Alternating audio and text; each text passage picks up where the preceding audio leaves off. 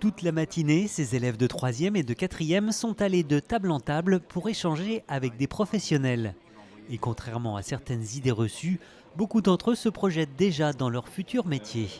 J'aimerais bien devenir développeur informatique. Je vais être architecte intérieur. Plus vendeur automobile. Moi, je voudrais faire mécanicien. Des envies très différentes qu'ils vont pouvoir confronter à la réalité en posant directement des questions aux professionnels présents.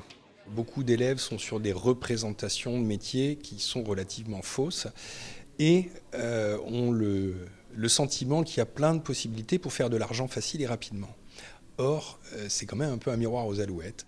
Organisés sous la forme d'un job dating, les collégiens ont pu s'informer sur les différentes filières qui existent et poser des questions directement aux professionnels.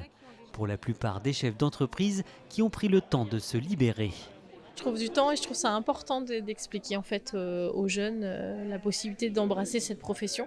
C'est une profession qui est passionnante. Et c'est vrai que moi je me souviens à mon époque, il n'y avait pas ça et on était un peu dans le flou quand on essayait de trouver un métier à la fin du 3e. Et après quelques tours de table, les avis étaient unanimes. Je trouve ça super, ça fait découvrir d'autres métiers. C'est quand même une bonne occasion de pouvoir s'informer. Sur internet, tu vois beaucoup en surface, mais après tu comprends mieux la profondeur quand c'est quelqu'un qui t'explique directement. Et en termes d'orientation, ce collège a une particularité, celle d'être implanté sur une commune limitrophe au département des Deux-Sèvres et de l'académie de Poitiers.